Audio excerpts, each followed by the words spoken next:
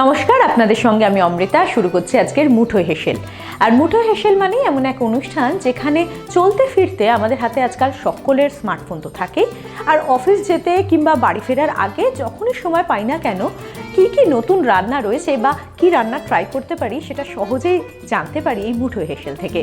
আর আজকে মুঠো হেসেলের একটা দারুণ চটজলদির রেসিপি নিয়ে কিন্তু আমাদের সঙ্গে যিনি রয়েছেন তার ব্যাপারে তো বলবো, তবে কোথায় এসেছি সেটা আগে আপনাদের জানিয়ে দিই। আজকে আমরা এসেছি নিউ গড়িয়াতে আমাদের সঙ্গে আজকে রয়েছেন রঞ্জনা দাসদি, এবং তার থেকে যে রেসিপিটা শিখবো সেটা দিদি আগেই বলেছেন চটজলদি, তার সেটা তো কথা বলবোই। তবে রঞ্জনাদির একটা পরিচয় হচ্ছে যে তিনি কিন্তু দীর্ঘদিন এই রান্না এবং রান্নার জগতের সঙ্গে যুক্ত। বিভিন্ন পত্রপত্রিকাতে তার লেখা বেরোয়, তার অনেক স্টুডেন্টও রয়েছে। অর্থাৎ বলা যেতে পারে রান্নার জগতের এমন একটা মানুষ যিনি রান্না নিয়ে সারা দিন থাকেন, এক্সপেরিমেন্ট করেন। আর আজকে মুঠো হেসেলে তার থেকে শিখবো রান্না। আপনাদের কাছে যদি এরকম কোনো রান্না থাকে সেটা আমাদের সঙ্গে শেয়ার করুন, আমাদের ইনবক্স করুন, আমরা পৌঁছে যাব আপনার বাড়িতে। নমস্কার, কেমন আছো? খুব ভালো, আরও ভালো লাগছে আজকে এরকম একটা পরিবেশে আসতে পেরে রান্নাটা দেখাচ্ছি। আমাকে একটা কথা বলো, তোমার সঙ্গে তো বেশ অনেক দিন ধরে আমার পরিচয়, এবং সেই সূত্র ধরে আমি জানি যে রান্না নিয়ে তোমার জীবনের, বললে বোধহয় ভুল হবে না, দিন নয় জীবনের অনেকটা সময় কাটে বা কাটছে। তো এটা শুরু কি করে হয়েছিল? শুরুটা প্রথম তো এমনি রান্নার হাতে করি না আমার হাজবেন্ডের কাছে, তখন কিছু পারতাম না। ঠিক। তো আস্তে আস্তে শিখে নিয়ে একটা সময় যখন ছেলে মেয়ে বড় হয়ে গেল, ভাবলাম এবার নিজের জন্য একটু কিছু করি। তো তখন ভাবলাম যে কি ভালোবাসি, তো তখন ভাবলাম আমি রান্নাটাই সব থেকে ভালোবাসি, তো সেটাকে নিয়েই এগোই। তো এবার সেটা নিয়েই চেষ্টা করছি এগোতে। আর একটা বিষয়, রঞ্জনাদি শুধু রান্না করতে নয়, খাওয়াতেও ভীষণ ভালোবাসে, তাই তো? দিদি, তো আজকে আরও তোমার সাথে কথা হবে ডেফিনেটলি। আজকে আমাকে বলো যে কি রান্না তুমি আমাদের জন্য বেছে রেখেছো? আজকে আমি একটা প্রনের আইটেম করব, তো এটাকে বলা হয় বিয়ার ব্যাটার্ড প্রন।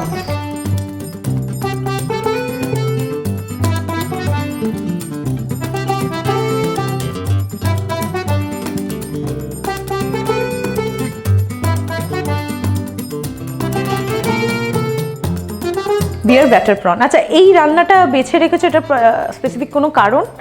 কারণ যদি আমরা এমনিতে আমাদের হাতে খুব সময় কম, ঠিক, তো কেউ কোনো গেস্ট আসবে, মোটামুটি ঘরোয়া ইনগ্রিডিয়েন্টস দিয়ে চটজলদি এটা করে নেওয়া যায়। আচ্ছা আচ্ছা, মানে চটপট একটা কিছু রান্না, একটা স্ন্যাক্স আইটেম, কেউ এলেও চট করে করে দিলাম। সবসময় দেখবে বাড়িতে কেউ এলে বাইরে থেকে কিনে খাওয়াতে ইচ্ছে করে না। আর এটার একটা মজা হচ্ছে এটার কোনো ম্যারিনেশন লাগে না, তো আমার হাতের কাছে রয়েছে, চট করে বাড়িতে কেউ এসেও গেছে, ঠিক আছে, তার সাথে কথা বলতে করে নেওয়া যায়, যেহেতু এটার কোনো ম্যারিনেশন লাগছে। ঠিক আছে, তাহলে আমাকে একটু বলো কি কি জিনিস লাগছে। হ্যাঁ, তাহলে কি কি লাগছে একটু বলো। এটা তো মেনলি যেহেতু প্রনের আইটেম, তো চিংড়ি মাছ লাগবে। একটু বড় চিংড়ি আমি কেটে ধুয়ে পরিষ্কার করে রেখে দিয়েছো, কিন্তু কোনো ম্যারিনেশন নেই। ঠিক।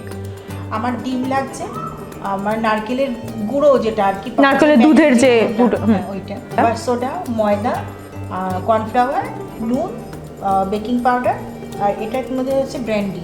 ওকে। আর এটা গোলমরিচের গুঁড়ো।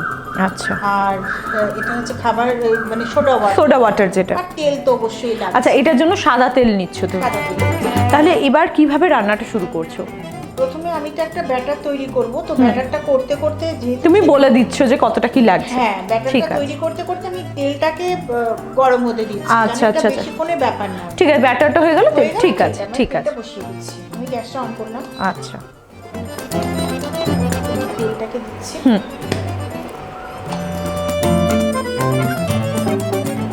যেহেতু এটা ভাজবো, তো এটা আমি একটু ডিপ ফ্রাই করছো। চটজলদি একটা রান্না, আর চিংড়ি মাছ তো আমাদের সবারই ভীষণ প্রিয় বা ভালো লাগার একটা রান্না। এটা গরম হতে দিয়েছি। হ্যাঁ, দিয়ে আমি এবার ব্যাটারটা করব। না, ব্যাটারটা তুলে তুমি রেডি করে নাও, এটা আমি একটু এদিকে রেখে দিই। প্রথমে আমি ডিমটা নিলাম, এখানে একটা মতো ডিম আছে, তো আমি চেষ্টা করছি অল্প নিতে, পুরোটা আমার লাগবে না। একটু ফেটিয়ে নিলাম আগে ডিমটা।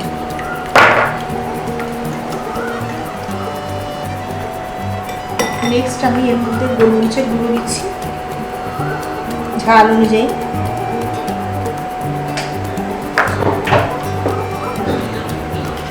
বেকিং সোডা দিচ্ছি,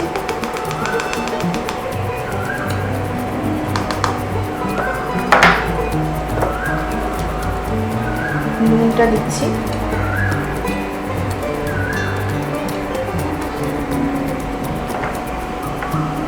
ময়দা,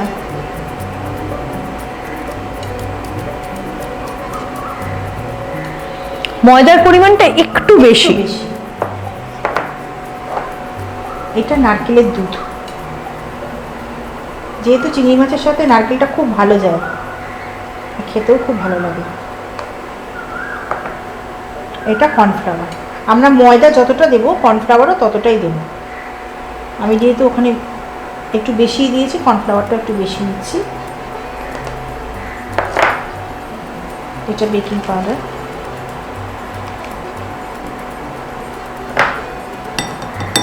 এই পুরো ব্যাটারটা আমি একটুখানি মিক্স করে নেবো আগে।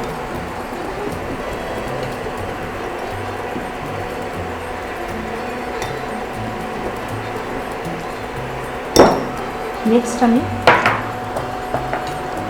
এই ব্র্যান্ডিটা দেব।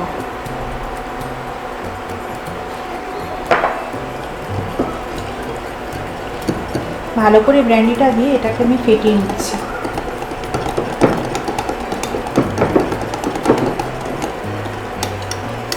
আমি যখন সোডা বাটারটা ইউজ করব সবার শেষে, আগে ভালো করে ফেটিয়ে নেব যাতে কোনো লাম্পস না থাকে।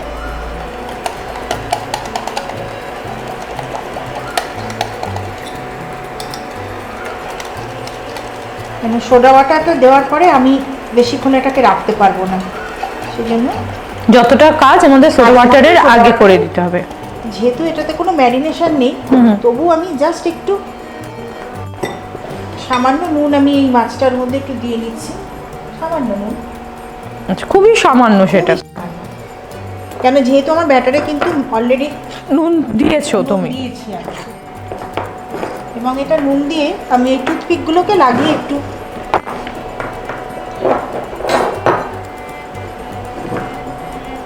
এই মাঝখান দিয়ে আমি একটু টুথপিকটা লাগিয়ে দিতে চেষ্টা করছি। আচ্ছা আচ্ছা আচ্ছা, এইভাবে মাঝখান থেকে আমি টুথপিকগুলো লাগিয়ে দিচ্ছি।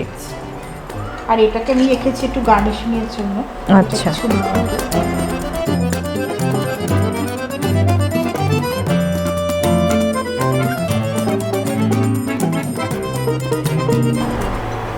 প্রত্যেকটার মধ্যে আমি টুথপিক লাগিয়ে নিয়েছি।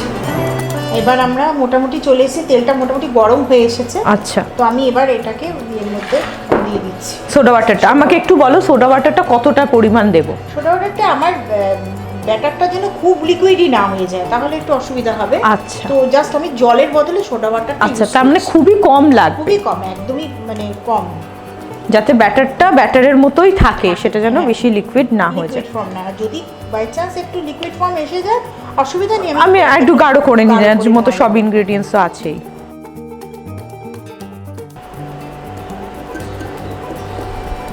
বাহ, সোডা দিয়ে মানে একটা বেশ অন্য রকমের একটা প্রিপারেশন। একটু আমাদের মনে হচ্ছে লাগবে কর্নফ্লাওয়ার আর এটা ময়দাটা।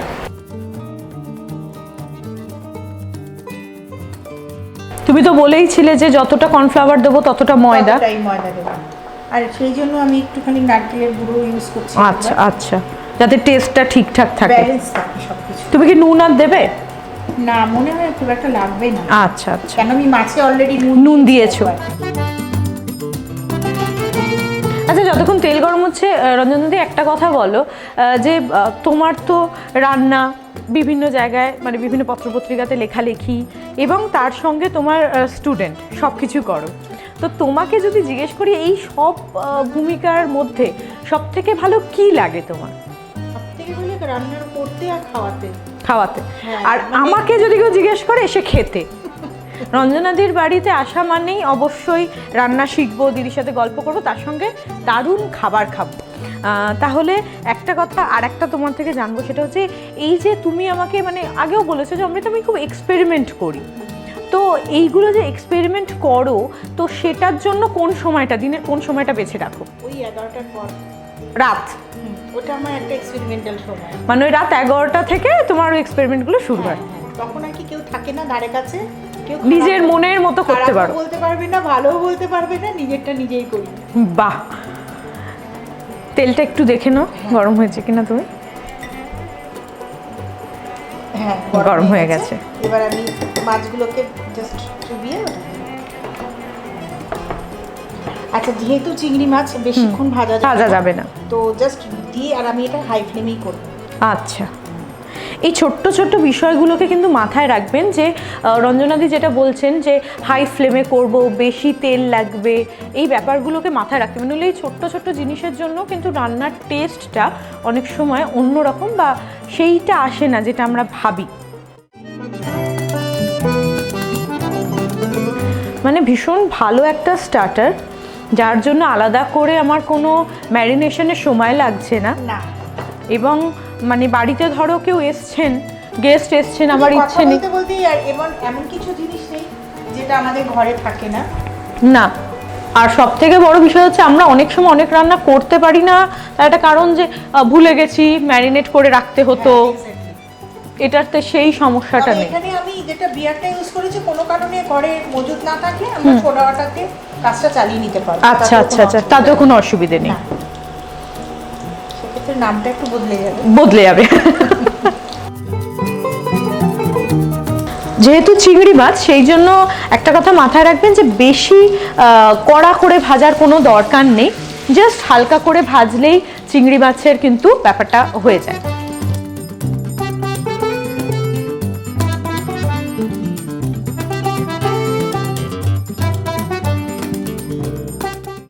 এবার তুমি জাস্ট পিঠটা মানে উল্টে দিচ্ছ, উল্টো পিঠ করে দিচ্ছ।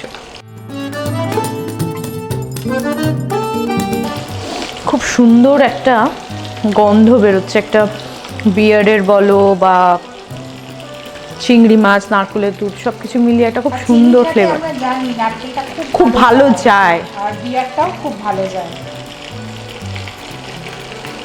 আর ইতিমধ্যে দেখো বেশিক্ষণ কিন্তু আমরা ভাজিনি, কালার কিন্তু চলে এসছে।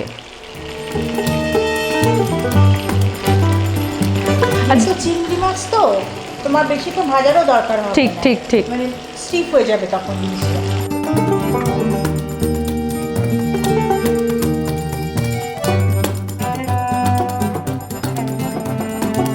তাহলে তোমার এটা রেডি। বাহ, তাহলে এবার দিদি তুলে নিচ্ছেন। তার মানে একটা কথা মাথায় রাখবেন, ভীষণ চটজলদি একটা স্টার্টার, এবং স্টার্টারটা ভীষণ সুস্বাদু, তার কারণ এটাতে চিংড়ি মাছ রয়েছে, তার সঙ্গে নারকেলের দুধ রয়েছে, তার সঙ্গে আমরা বিয়ার ইউজ করছি। মানে এটা ভীষণ সুন্দর একটা ইউনিক রেসিপি, এবং ভীষণ সুন্দর একটা গন্ধ, ভীষণ মানে বাড়িতে এসে কেউ বসলে জাস্ট তাকে বলতে হবে, বাবা আমাকে 2-3 মিনিট সময় দাও, আমি তোমার জন্য একটা ভীষণ সুন্দর নিজে হাতে রান্না করে একটা জিনিস খাওয়াচ্ছি। মাছের যে একটা শেল ছিল, ওটা আমি গার্নিশিং এর জন্য রেখেছিলাম। হ্যাঁ হ্যাঁ, তুমি আমাকে বলছিলে সেটা। জাস্ট ওটাকে আমি এরকমই করে আর কি ভেজে নেব। আচ্ছা আচ্ছা, একটু সেলটা দর্শকদের একটু দেখিয়ে দাও তুমি একবার। সেলটা রেখে দিয়েছিলাম, এটাকে আমি জাস্ট গার্নিশিং এর জন্য।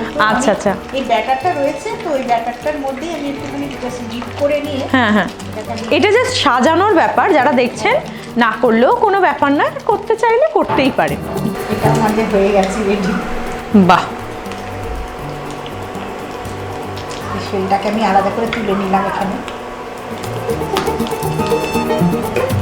আমার মোটামুটি রান্নাটা কমপ্লিট হয়ে গেছে। এবার লোককে তো এমনি খেতে দেওয়া যায় না, একটু সাজিয়ে না দিলে। ঠিক, তার মানে একটু সময় তোমার লাগবে সুন্দর করে সাজানোর জন্য।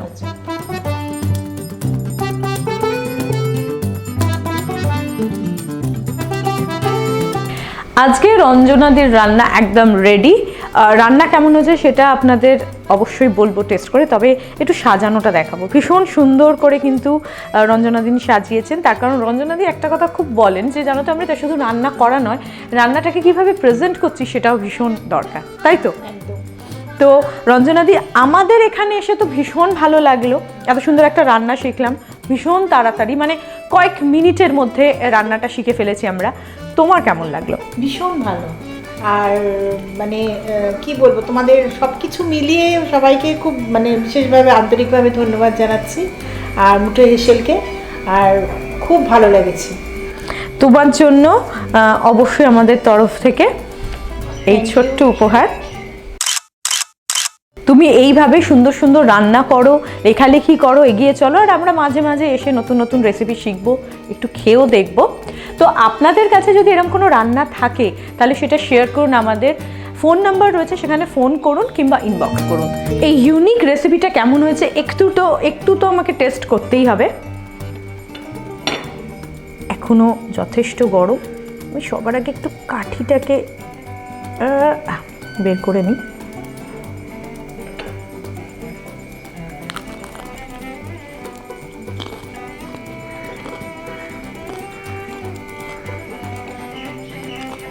ক্রিস্পি, তার মধ্যে বিয়ারের যে টেস্টটা সেটা রয়েছে। এবং আমি কিন্তু এই রান্নাটা যদি করি, বাড়িতে গেস্ট আসে, মনে হয় না তাকে দিতে পারবো, পুরোটা আমি একা খেয়ে ফেলবো। ভীষণ ভীষণ ভীষণ ভালো। এবং আপনাদের সবাইকে বলবো যে গেস্ট আসা অবধি ওয়েট করবেন না, প্লিজ এটা ট্রাই করুন আর ডেফিনেটলি আমাদের জানান কেমন লাগবে।